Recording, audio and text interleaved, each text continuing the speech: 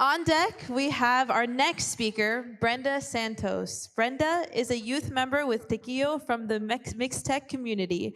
While she doesn't currently speak a Mixtec language, she would like to learn. Brenda is in ninth grade and attending OMCHS Oxnard Middle College High School. In her free time, she likes to read biographies, thrillers, and romance. Ooh, we gotta swap books later. She always enjoys crocheting animals and gifts from my family and friends. Welcome, Brenda, to the stage. Hello everyone, my name is Brenda Santos, a ninth grader at Oxnard Middle College High School. As a high school student, keeping up with mental health could be challenging. The pressure of schoolwork, exams, or just personal matter could make you feel lost and hopeless. As someone growing up as a first generation with immigrant parents, I feel the need to work hard and be the perfect daughter and student. The stress and the need for academic validation took a toll on my mental health. Mental health could affect concentration, optimism, anxiety, and could cause behavior disorders and so much more. I was struggling, but something that still helped me keep up was my friends, families, goals, and my community. Around the same time, I started attending Tequio, meetings where I learned more about my culture and met youth who I can relate to. While in Tequio, I learned about traditions and plants my ancestors used. I started to feel more comfortable in my skin and learn more about myself. A plant that I learned and has helped me was sage. I learned how my ancestors used it and how it has positive effects spiritually. I also attended Oye, a Oaxaqueño Youth Encuentro, an indigenous conference with Tequio where I learned so many things about Mixtec traditions. For all of you guys struggling out there, I would like to say keep going. People do care about you, even people who you do not expect. I'll now be saying it in Spanish. Buen día, mi nombre es Brenda Santos, una estudiante de nuevo grado en Oxnard Middle College High School. Como estudiante de secundaria, mantener el día con la salud mental puede ser un desafío. La presión del trabajo escolar, los exámenes o simplemente asuntos personales pueden hacerte sentir perdido y sin esperanza. Como alguien que creció como primera generación con padres inmigrantes, siento la necesidad de trabajar duro y ser la hija y estudiante perfecta. El estrés y la necesidad de validación académica afectó mi salud mental. La salud mental podría afectar la concentración, el optimismo, la ansiedad y podría causar trastornos de conducta y mucho más. Pero algo que me ayudó a seguir fue mis amigos, familiares y mi comunidad. Casi al mismo tiempo comencé a asistir a las reuniones de Tequio, donde aprendí sobre mi cultura y conocí a jóvenes con los que me puedo relacionar. Estando en Tequio, aprendí sobre las tradiciones y las plantas que usaban mis ancestras. Empecé a sentirme más cómodo en mi piel y aprendí sobre mí misma. Una planta que aprendí sobre y me ha ayudado fue la salva. Aprendí cómo la usaban mis antepasados y cómo puede tener efectos positivos espiritualmente. También asistí a Oye con Tequio, donde aprendí muchas cosas sobre las tradiciones mixtecas.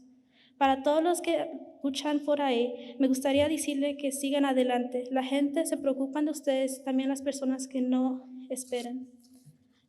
Lisette wasn't able to be here. She had an emergency, and I will be reading her script. Lisette has they, them pronouns and is a non-binary individual of the LGBTQIA plus community. What is to be non-binary, you may ask? Well, this can mean different things to different people, but the most common definition is people who do not identify themselves exclusively as men nor women. People you may be thinking, okay, good for you, but why are you telling all of this? Why would I keep listening to you? Well, it's not the only person with these experiences, not in our community, not in our schools. As most likely, not in our own personal life or family, even we don't it just yet.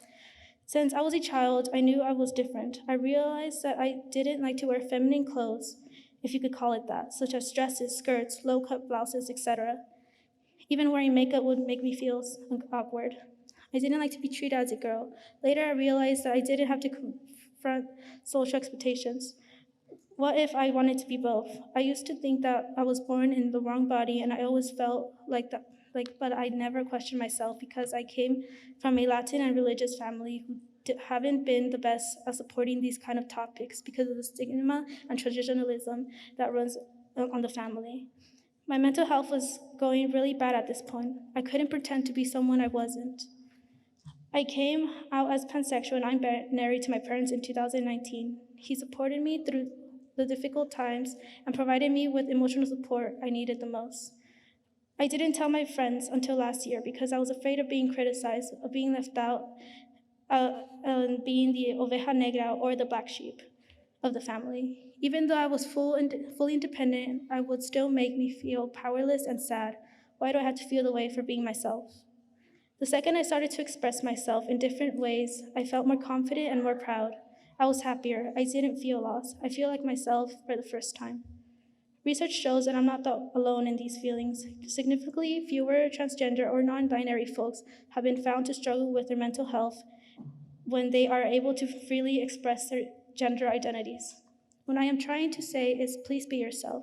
Do not be afraid or change.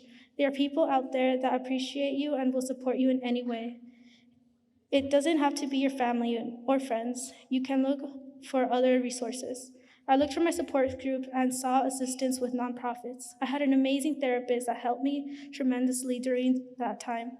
I acknowledge the therapist may be expensive and may be out of budget, but I was able to find an affordable one that a nonprofit organization, and until this day, the organization continues to help me. Please put your mental health on top of everything. You matter. Your feelings matter.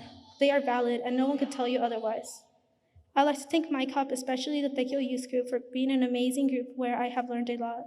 I also want to thank Rebecca Mendoza as she has encouraged me to participate in events I didn't see myself participating before. Thank you everyone for listening to me.